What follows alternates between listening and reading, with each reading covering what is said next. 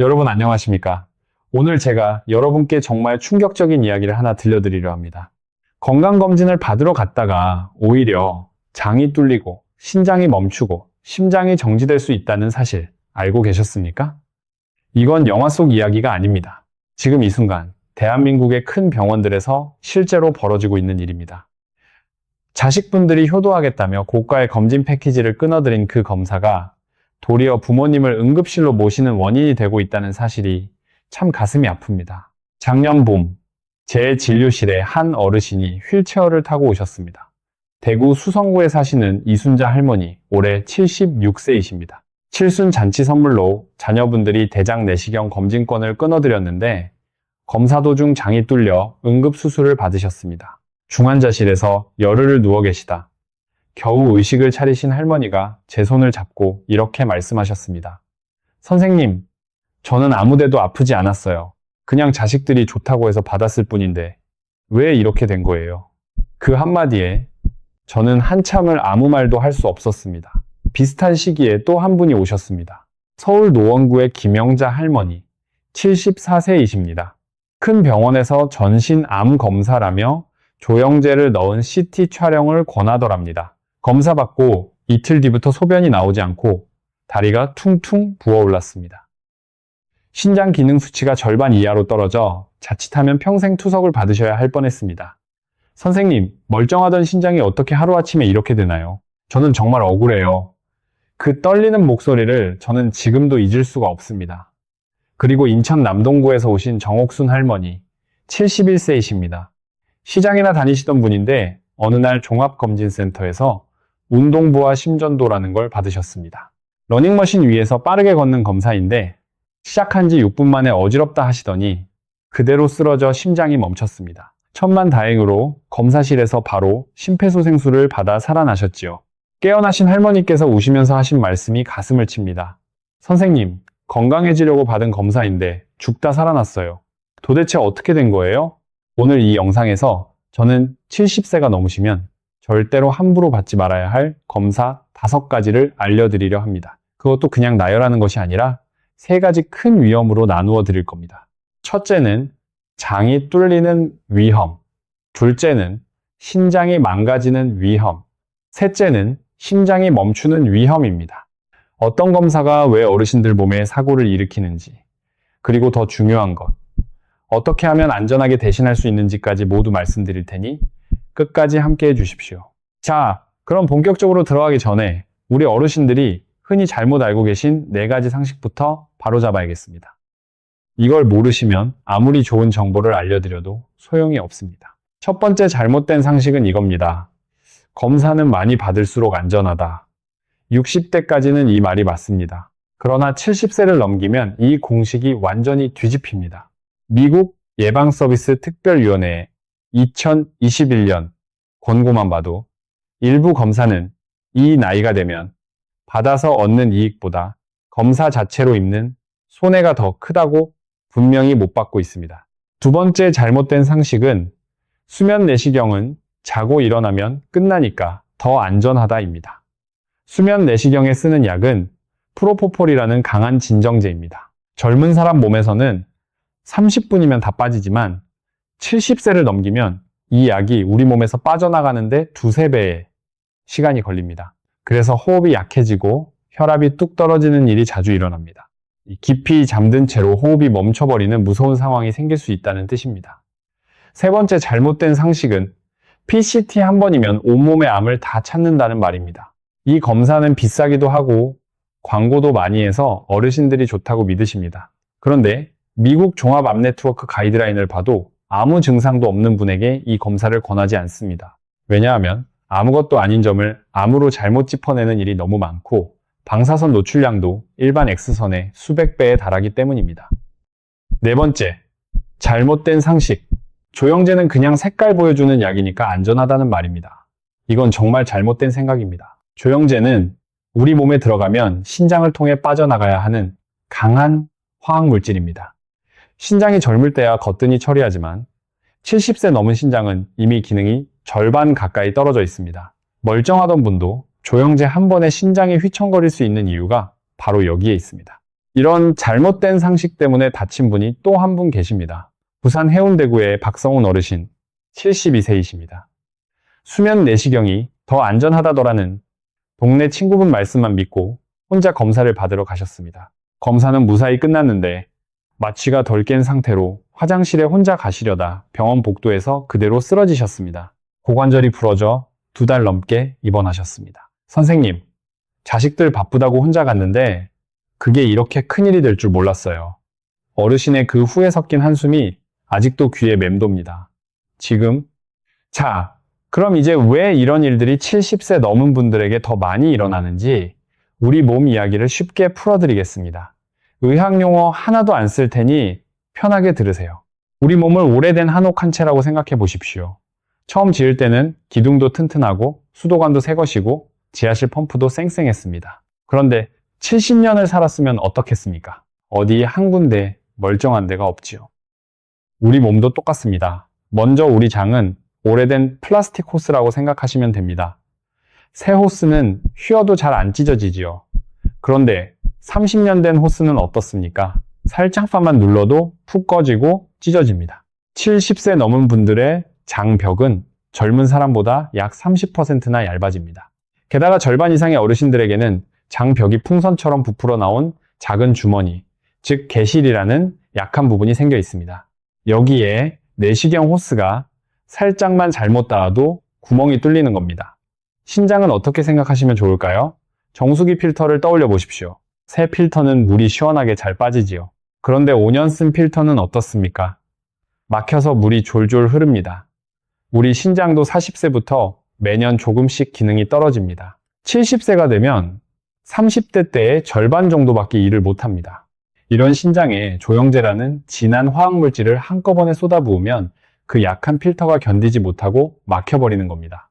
심장은 지하실에 있는 오래된 펌프라고 보십시오. 새 펌프는 갑자기 물을 많이 끌어올려도 씩씩하게 돌아갑니다. 그러나 30년 묵은 펌프에 갑자기 부하를 걸면 어떻게 되겠습니까? 그대로 멈춰버립니다. 평소에 동네 한 바퀴만 도시던 어르신께 갑자기 러닝머신 위에서 빠르게 걷게 하면 심장은 이게 무슨 일이냐 하며 비명을 지르다 멈춰버리는 일이 생깁니다. 그래서 이순자 할머니의 경우 사실 검사 전에 장에 개실이 있는지 확인했더라면 사고를 피할 수 있었습니다. 김영자 할머니께서는 신장기능 수치를 미리 한 번만 재보았더라도 조영제를 안 쓰는 다른 검사로 바꿀 수 있었습니다. 정옥순 할머니께서는 평소에 운동을 안 하시던 분이니 러닝머신 검사 대신 가만히 누워서 받는 심장 초음파를 받으셨어야 합니다. 결국 모든 사고는 이 어르신께 이 검사가 정말 맞는가를 미리 따지지 않은 데서 시작된 겁니다. 자, 잠시 여기서 한 가지 여쭤보고 싶습니다. 여러분이나 가족 중에 검사 받으러 갔다가 오히려 몸이 더 안 좋아지신 경험이 혹시 있으십니까? 멀쩡하시던 어머님이 검진받고 며칠 동안 끙끙 앓으셨다거나 아버님이 내시경 후에 어지럽다고 누우셨다거나 하는 경험 말입니다. 그런 일이 있으셨다면 댓글창에 딱 2글자만 남겨주십시오.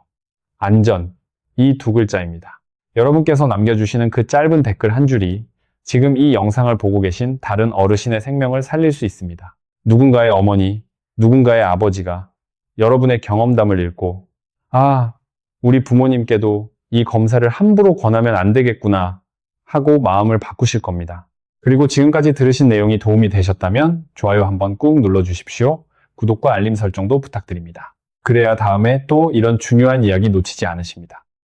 이제 본론으로 들어가겠습니다. 먼저 첫 번째 위험, 장이 뚫리는 위험부터 말씀드리겠습니다. 70세 넘으셨다면, 특히 75세를 넘기셨다면 대장 내시경은 정말 신중하게 결정하셔야 합니다. 미국 예방서비스 특별위원회는 85세 이상 어르신께는 무증상이라면 아예 권하지 말라고 합니다.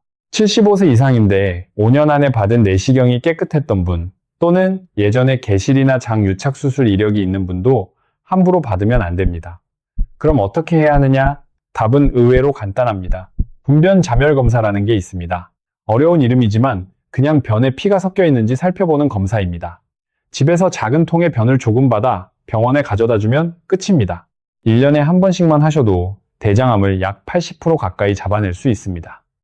호스를 장에 집어넣을 필요가 전혀 없으니 장이 뚫릴 일도 마취를 할 일도 없습니다. 이순자 할머니께서는 검사 전에 아무 증상이 없으셨습니다. 변에 피가 섞인 적도, 살이 빠진 적도, 배가 아프신 적도 없으셨지요.